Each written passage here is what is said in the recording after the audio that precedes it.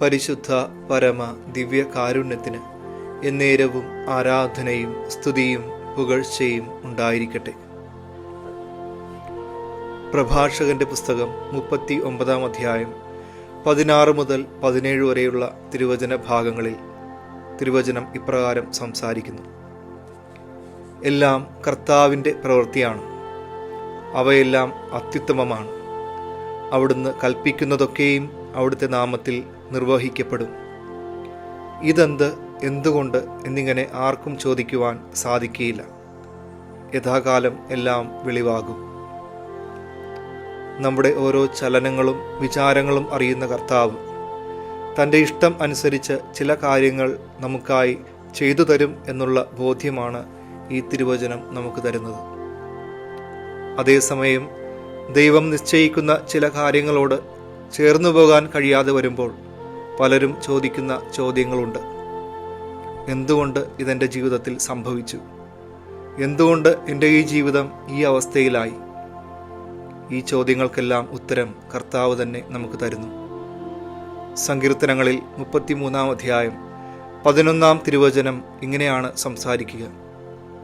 കർത്താവിൻ്റെ പദ്ധതികൾ ശാശ്വതമാണ്, അവിടുത്തെ ചിന്തകൾ തലമുറകളോളം നിലനിൽക്കുന്നു. ജീവിതത്തിൻ്റെ നീറുന്ന യാഥാർത്ഥ്യങ്ങളുടെ നടുവിൽ നിസ്സഹായരായി നമ്മൾ നിൽക്കുമ്പോൾ ഈശോ നമുക്ക് തരുന്ന പ്രത്യാശ ഇതാണ്. എന്നെന്നും നിലനിൽക്കുന്ന ഒരു നന്മ ഈശോ നിനക്ക് തരുവാൻ ആഗ്രഹിക്കുന്നു. താൽക്കാലികം എന്ന ഒരു വാക്ക് കർത്താവിൻ്റെ പദ്ധതിക്കില്ല. കാരണം കർത്താവിൻ്റേത് തലമുറകളോളം നിലനിൽക്കുന്ന ചിന്തയാണ്. ഈ തിരുവചനം കേൾക്കുന്നവരോട് ദിവ്യകാരുണ്യ ഈശോ പറയും, നിന്റെ തകർച്ചകൾ നന്മയാക്കുവാൻ എനിക്ക് സാധിക്കും. കാരണം എൻ്റെ ചിന്തകൾ നിൻ്റേതുപോലെ അല്ല, അത് ശാശ്വതമാണ്. ഈ ദിവ്യകാരുണ്യ സന്ദേശം കേൾക്കുന്നവരുടെ ഹൃദയങ്ങളിൽ കർത്താവ് ഈ പ്രത്യാശ നൽകുകയാണ്. ഏതൊരു തകർച്ചയിൽ നിന്നും നിന്നെ കരകയറ്റുവാൻ, പിടിച്ചുയർത്തുവാൻ കർത്താവിന് സാധിക്കും എന്ന് ഈ തിരുവചനം ഉറപ്പായിട്ട് പറയുന്നു. നമുക്ക് നമ്മുടെ തകർച്ചകളും നമ്മുടെ ജീവിതത്തിൽ സംഭവിച്ചതുമായിട്ടുള്ള എല്ലാ കാര്യങ്ങളും ദിവ്യകാരുണ്യ ഈശോയുടെ മുമ്പിൽ സമർപ്പിക്കാം.